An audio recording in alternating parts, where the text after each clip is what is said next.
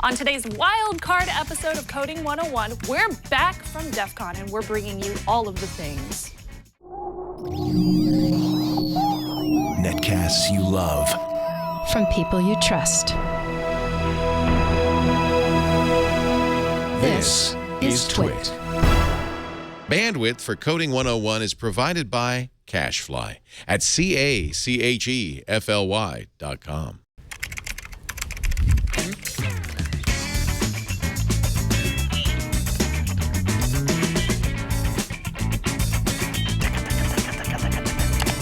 Welcome to Coding 101. It's the show where we let you into the wonderful world of the Code Monkey. I'm Father Robert Ballecer. And I'm Shannon Morrison. For the next 30 minutes, we are going to get you all, well, not really coded up, but we're going to have some fun with projects and items from Defcon. And Defcon, that's right. Now, the wildcard episodes fit between the modules. Now, in the past, we've always done an interview, but we thought we should probably, since this was Black Hat Defcon week, show you some of the things that both of us geeked out over during our trip to Las Vegas. Defcon for me is my favorite convention every single year, and I always try to come back with some kind of new knowledge. And since I've been doing Coding 101, I've been learning a lot more about software and the hardware side of things, especially when it comes down to all the different really cool challenges that they have at the convention. Yeah, and actually that's one of the things that I love about Defcon. If you've never been to Defcon, it's a challenge-based conference. It's not one of these places where you just go and you sit and you listen to talks. You can do that, but that would be a waste of your time because all of the talks in Defcon can be found online afterwards. The talks are super awesome. They're great talks. In fact, actually, I wanted to see two of the talks, but the lines were so long. I'm like, no, I'll watch it later. I didn't get to see any of them, so I interviewed them instead. Exactly. That's the other way to do it. But the nice thing about Defcon is, as you were talking about, are the competitions. There are so many different competitions that you can do. There's Capture the Flag. So if you want to be part of a team, it's a computer-based network hacking competition where you try to defend your servers and attack other servers. There's things like the Crypto Challenge, which we're going to talk about a little bit later. Things like in the Hardware Hacking Village, there was the best badge modification that you could make. So you go down the line and there's all these little things that can attract people of any interest into Defcon. That's one of the things I like about the show. And the reason that we wanted to bring these up on Coding 101 is because a lot of these different coding challenges, they involve programming. And even those that aren't specifically about reprogramming something, it always helps to understand how code works, because then you could start to imagine, well, they probably left an exploit here, or they probably left a buffer I can overflow here. Or even if you're not programming at all, if you understand how the mind of a programmer works, it really helps to, say, do one of the challenges. Like they had one of my personal favorites. I don't have any video of it, but they had a new one called What's in the Box. Oh, yes. What's in the box? So awesome. It was in the Hardware Hacking Village, and the idea was they had a box within a box within a box, and you had to open up the third box. Now, most people are like, oh, okay, just open up the box. Open the box. But it's tamper evident. Yep. And so the rules were you couldn't destroy the box. You had to leave it in the same condition as when you found it. You couldn't set off any of the sensors. So they had like light sensors and movement sensors and latch sensors. And you had a time limit. It was a 10-minute time limit. So you could watch the people who went before you. So there was the accumulation of knowledge. Right. But it was amazing to see how people quickly learned to defeat the various sensors on each day. It was actually, I really wanted to do that one. I didn't have time, I did but too. next year. Yeah. Now, we're going to talk about something a little bit different. Some of the topics that we got from Defcon were more suitable for our audience than others. The first one is SDR. What is SDR? Yay! So SDR stands for Software Defined Radio, and in particular, I've been really obsessed with this recently. I've delved in from everything to learning how to plug a radio simply into your computer to listen to FM stations, to how to track airplanes on a map, on a graphical map on my machine, just from the data that is sucked in by this teeny tiny little antenna. And you can actually do those kind of things. Right. So Software Defined Radio basically makes it very easy, even if you aren't a ham radio operator, to actually delve into a little bit more information about frequencies and wavelengths and how the patterns come into your computer and be accepted as data, as opposed to just radio frequencies. You can learn so much about like listening to truckers in your area, just very simple things. But you can also do things such as being able to not really unencrypt, but understand the data that is coming through GSM frequencies from cell phones, which was something I recently did on Hack 5, a show that I do on revision3.com. So this is my new favorite thing. I'm super, super obsessed with it. These are about $20 online and very easy to use. And I got mine from Hack Shop. Oh, did you? Yeah, I wonder where I might be able to find the Hack Shop. Well, thank you. I'll find it in the show notes. Thank you. Okay, so one of the cool things about SDR, software-defined radio, is as opposed to what we used to play with, where we had a radio. Giant, big boxes. Yeah, huge boxes, or you had to buy a different set for every series of frequencies you wanted to tap into. Today's SDRs are ridiculously inexpensive, down to 20 bucks. Yeah. And you can adjust them in software on the fly Yes, as you to can. which frequencies they're listening into. And the big one is, if you've got a little bit of skill, you can actually take the encrypted communications and use the power of your computer to unencrypt them. That's very, very true. Okay. So on my computer, for example, I'm not really unencrypting any crazy amounts of information Because we don't here. want to get arrested. Exactly. So we don't really show that kind of information on the show. But you'll notice what are we here looking that at right now? So I'm on WFM. It's kind of weird, but it's a wideband FM. So this is where you would usually pick up just simply radio stations. This is in a program that's free online called SDR Sharp. It's open source. There's a bunch of different plugins you can use to work with it. And it works perfectly right out of the box with the USB that I have plugged in this radio. So I just click on RTL SDR and I hit play. And then as soon as I do, I start picking up all sorts of interesting frequencies. So particularly, what am I listening to? Well, to find this specific frequency, I looked at my microphone that we're wearing for the show. So this microphone is picking up frequencies on 486.400. So when I plug this in and I go to 400, so mine is a little bit off on here, and it's due to the fact that every single antenna is going to be a little bit different as far as its what's it called? It's frequency correction, which you have to fix down here. So if I change this to 00 and hit enter, you see that it moves up just a little bit. So it's a little bit off kilter. That happens with every single radio that you mess with. But if I turn up the audio, you can hear an echo. You're listening to yourself. I'm listening to myself.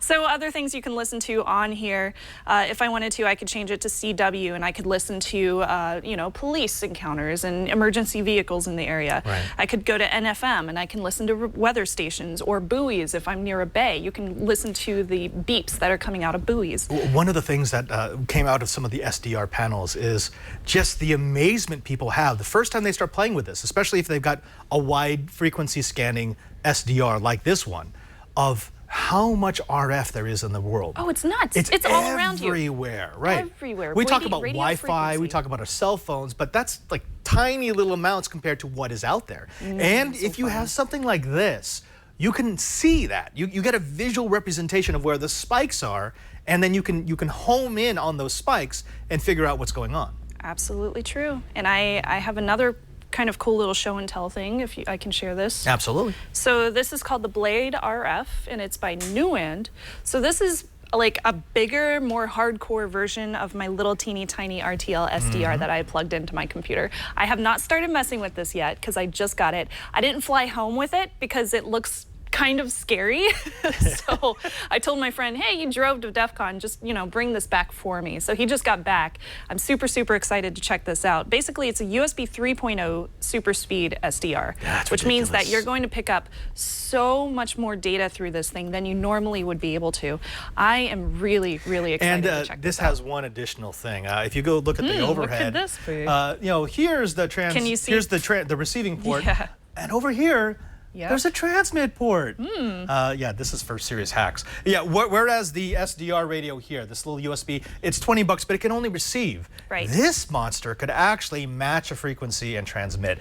There's It's like $450, yeah, there's but a it can lot do both. ooh, that's an amazing board. I'm so excited to play with it. What we want you to do is go ahead and pick one of these up. But we don't think you're going to start programming right away. But what is really nice about these units is, since they're all using open source software, you can download the code. And even if you're a novice, start poking around, because you'll really quickly find the code blocks that they left in place so that you can take the incoming transmissions and start running them through ciphers.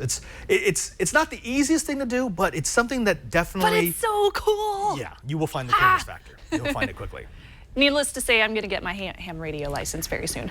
I was going to get it this weekend, and everybody told me to, but I was stuck at my vendor booth the entire time I was at Defcon, so I couldn't do it. I mean, that was a good thing. We saw you there. You were kind of awesome. Slightly busy. Yeah. So you have something cool to show us, too. Yeah, I got a couple of cool things. One of the things that I really enjoyed doing at Defcon was playing with the lock picks. Oh, and so what we've got is, this is from Tool. This is a set of lock picks from their opening lock pick set. Those look familiar. Yeah. Tool's always at DEF CON. They're always ready to teach.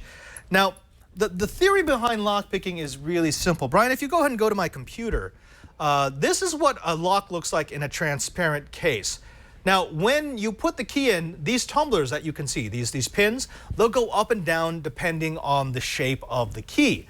The idea is to match up the shear line on the pins with the shear line on the cylinder so that you can actually turn it. This is what it looks like when it's in motion. See how when I remove this key, you'll see the pins actually slide back down to where they are before the key is inserted into the lock. See how those slide back down? Yeah, exactly. So what you want ultimately, when you put that key back in, you'll see how all the pins line up. That's what you want, because now it means that you're going to be able to turn the cylinder. Come back over to the table. This is the basis of lockpicking. Got it. There you go. Yeah. Just stab it in there. This is the most simple one. Someone from playing before, oh, there we go. There's the torsion bar. You would just put this into your hand, and you would put the, you turned it already. Hold on. I'm sorry, I unlocked it. And you would put this into the lock, this torsion bar, and you would put a little bit of pressure. The idea is you want to keep some tension so that as you poke the pin up, it'll stay up. And then you take the pick and you just lever yourself up so that you tap that pin, and once you tap the pin, you did it! It will open the lock. Yeah. This is a super easy one. There's only one pin in this, but you can go to like 5-pin, 6-pin, and then this nice little clear lock to practice your groove. So pretty. I think the best that I've done is 4 pins so far. Yeah. I have trouble with 5 pins. They are so hard. I can do 6-pin, but 6-pin will either take me 20 seconds or it will take me 4 minutes. Right. Yeah. And it's very easy to get frustrated and start working. Like one of the things that I brought this for Brian, and Brian's been playing with it, and both of us get frustrated when you're tensioning it, and then you let up the tension and you hear the pins fall back in, and you're like, ah, no, so close. Gone. Unless you're Burke and you bend the pins to your will. Yeah, or you could be Burke, who thought it would be cool to just crank on it with a screwdriver and bend the pins. Oh, no. It did open the lock, but now I gotta replace it.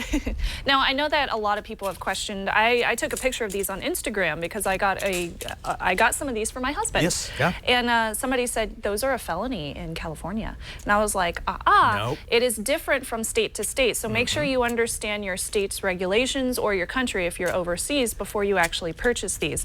In California, in particular, you can have them. It's totally fine to own them as long as you don't have any kind of criminal intent. They have to prove in court that you had criminal intent for it to be a felony or a misdemeanor. Exactly. So, for example, in a few weeks, we're actually going to show you on Know-How exactly how you pick a lock.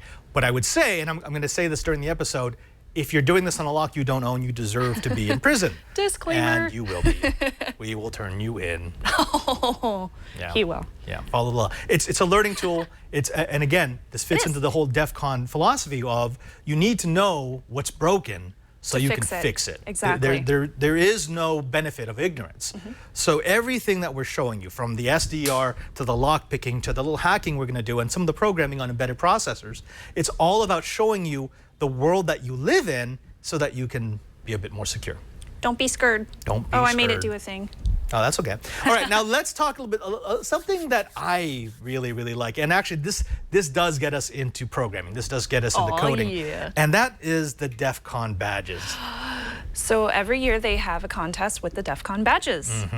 Who can make the thing do the thing? Yes. Oh, well, there's a couple of different contests. So there's the modding contest. So this is what a badge looks like from DEFCON 22, and it's actually this is its most pristine version. So it's just the circuitry.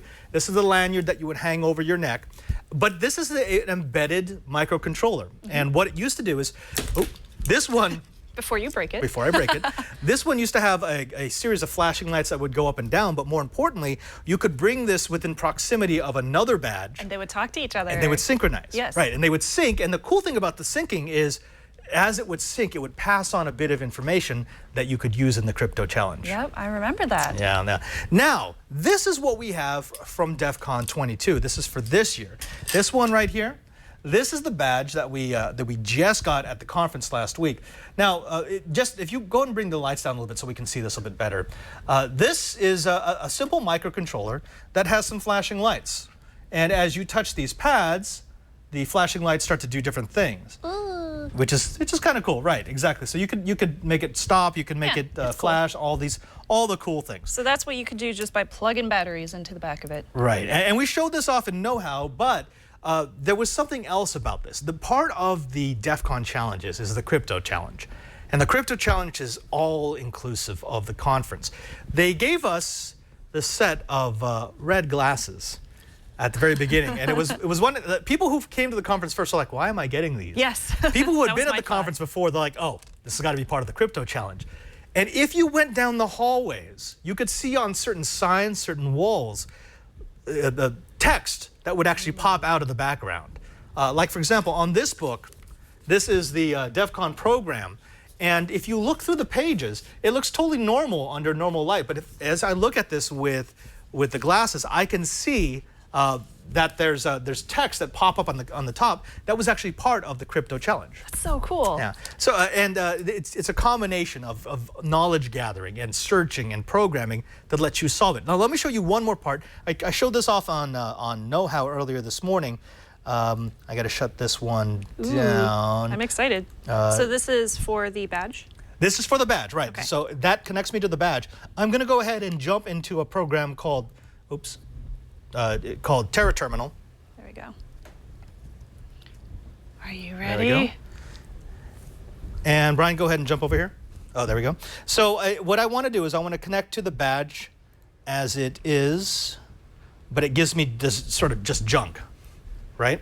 Yeah. Okay, so you can't really do much with that. I can't do much, but then if I have someone on my team for this crypto challenge, I get to tap their knowledge, and their knowledge would be, oh, I've seen this before. This is the kind of gibberish you would get if you were using an old school terminal and you had the wrong terminal settings. So what I'm going to do is I'm going to go ahead and change the settings to something that I know will actually work.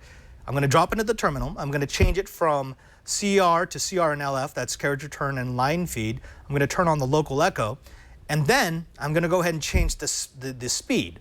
When I change the speed on the serial port, it should start to communicate properly, like so.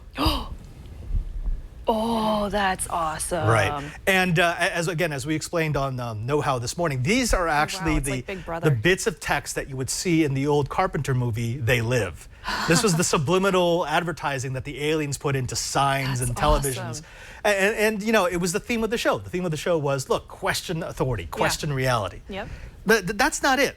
You also get this. Go ahead and go back to the window.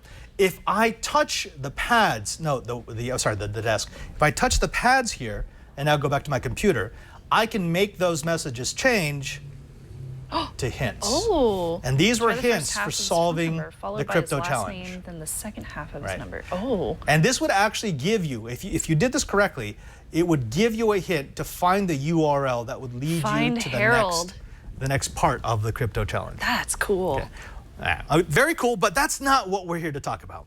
What we're here to talk about is how we actually reprogram this. Let me show you what this looks like, propeller, when I look at the source code.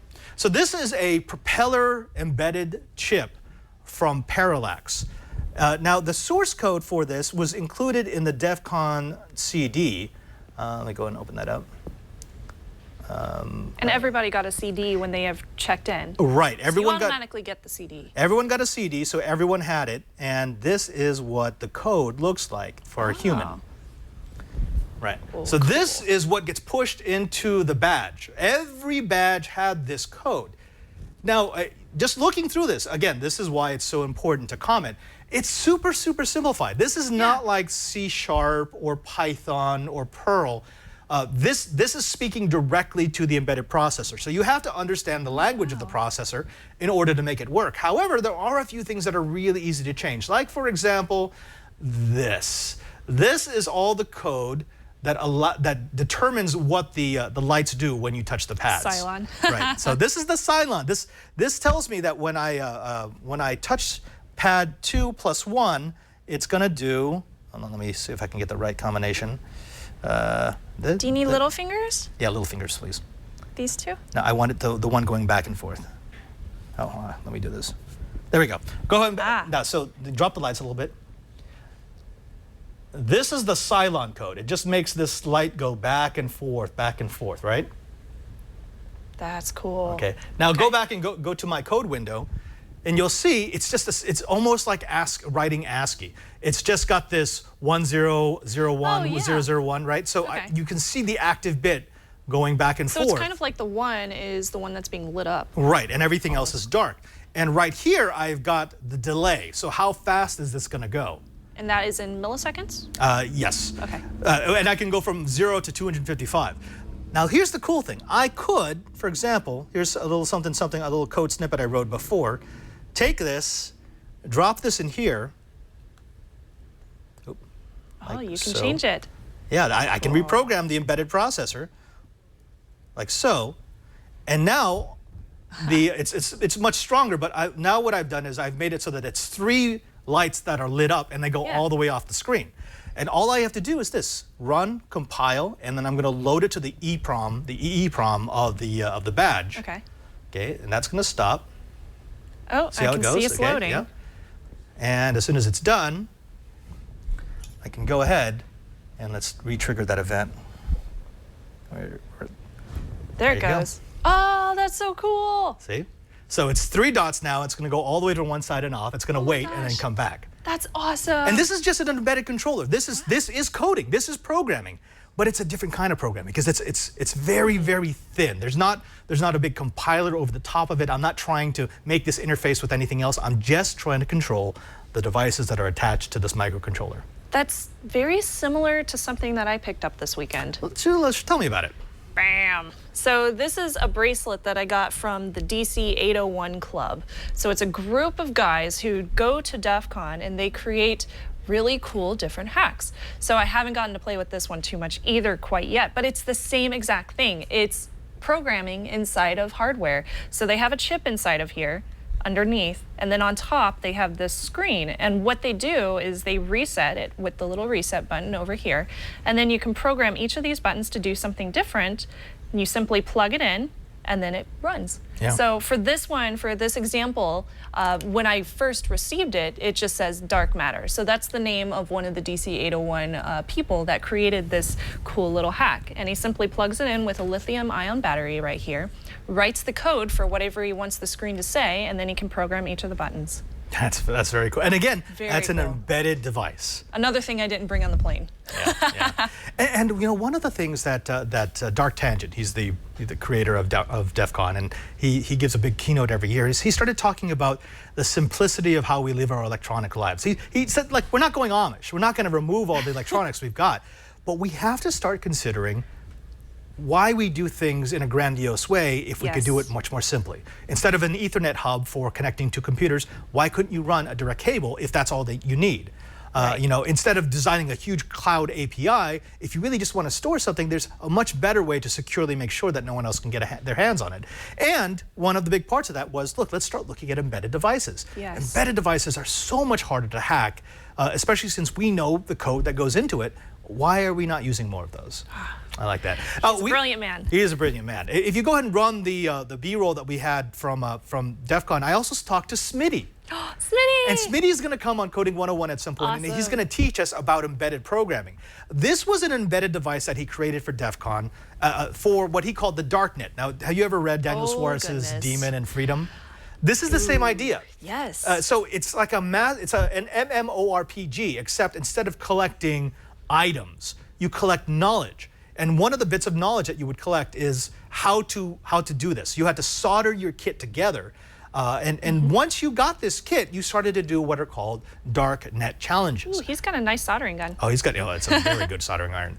And then the kit would look something like this, and eventually it would allow you to sync with other kits. So, for example, if you had an instructor at the lockpicking village, you could bring your badge to him or her once you're done learning how to pick locks, and they would synchronize their badges just like this. No way. And now your badge contains that extra bit of achievement. And at the end of the conference, you could go back to the darknet and say, these are all the challenges that I did. Oh my gosh, it's like being in Skyrim and learning how to lockpick there. Yeah, you get achievements. Achievement unlocked. You get achievements, and you're collecting knowledge, which That is again, so cool. what is Defcon is all about. Knowledge. And we're gonna have Smitty on the show at some point in the near future. We just have to make the schedules match. But he said he will do an entire module for us on programming embedded devices. Yay! Oh, I'm so excited for that. Yeah, It's like Christmas. It is like Christmas. Now, that's pretty much a wrap-up of what we did at Defcon. I know you spent a lot of time in your booth. I spent a lot of time. I spent tons of times in filming, my booth. right. Oh my gosh, that's all I did. But it's a crazy, wonderful place to go if you ever want to learn about pretty much anything. I mean, think about what we just covered. Yep. Software-defined radio. Just a few of the things we lock picking. I was able to talk to a Embedded girl computing. who figured out that through a certain RF frequency, you can basically make your hairdryer's power brick I saw melt. that. I saw that. That's Completely awesome. melt. Yeah, it's the sympathetic. You can trigger a sympathetic resonance Yes. inside the hairdryer that would cause it to melt itself. And the war kitty. That was funny. We are going to have hacks. Oh, thank you. Thank you. Now, that's it for this episode of Coding 101. Next week, we start with another module. And guess what? What is it? We're bringing back an old favorite. We had a bunch of fans who were saying, okay, 101 is cool, but we'd like to see something a bit more. We've had 3 modules now where we learn all the basics, the loops and the if-then statements and how to deal with memory. So we're going to go back to C#. What? And we're bringing Lou Maresca back on. Yay! He's going to give us Coding 102 so that you can take your C# snap. and actually do something a bit more interesting. Oh, snap. I am ready. I can't wait. I'm This is super what we excited. do. We listened to you, and you told us, hey, this is good, but give us a little something that we can use to move past something. that 101 level. Ooh. So stay we're tuned. going to have lots there we of go. fun. That's right. We have now undeaded Lou. Undeaded. He's totally not dead. And we're bringing him back for Coding 101 I am starting so next excited week. for this. Yeah, it's going to be a lot of fun. Yay. Until that time, drop by our show notes at our site at twit.tv. I'm not sure why we're continuing to wave the American flag. At twit.tv/C101, that's Coding 101, and you'll be able to find the notes. We're actually going to give you the notes from this episode, so you can go to the various places. We'll give you a link to a place where you can buy a software-defined radio. We'll give you links so you could get one of Snub's super ridiculous radios, and I'll even give you the link to how we solved the Defcon crypto challenge. Yay. Yeah. So fun. So fun. And of course, we're on iTunes. Search for Coding 101 in audio and video. And we have RSS feeds, and we're on YouTube, youtube.com/twitcoding101. And don't forget to check out our Google Plus community. There's a lot of people in there, and they're very, very smart, and they're willing to help. Unfortunately, our shortener no longer works, but make sure to go to plus.google.com/twitcoding101, and you'll be able to ask your questions. You'll be able to send us your coding examples once we start the module, and you'll be able to ask questions to Snub about, like, for example, how do I get that awful cool SDR, and how do I start off? I will be happy to help you. Yeah, yeah. And if you're not into the G Plus groove, why not join us on Twitter? You can find the Twitters. You can find me at twitter.com/PadreSJ. That's at PadreSJ. And I'm at Snubs. At Snubs. And don't forget that we do this show live every week, Thursdays at 1:30 p.m. Pacific time. You can find us at live.twit.tv. And as long as you're watching live, jump into our live chat room at irc.twit.tv and talk Say back hello to us. to us. Hello. I like smart folks too. Thanks, BQ. Fantastic. Until next time, I'm Father Robert Balacer. I'm Shannon Morse. End of line.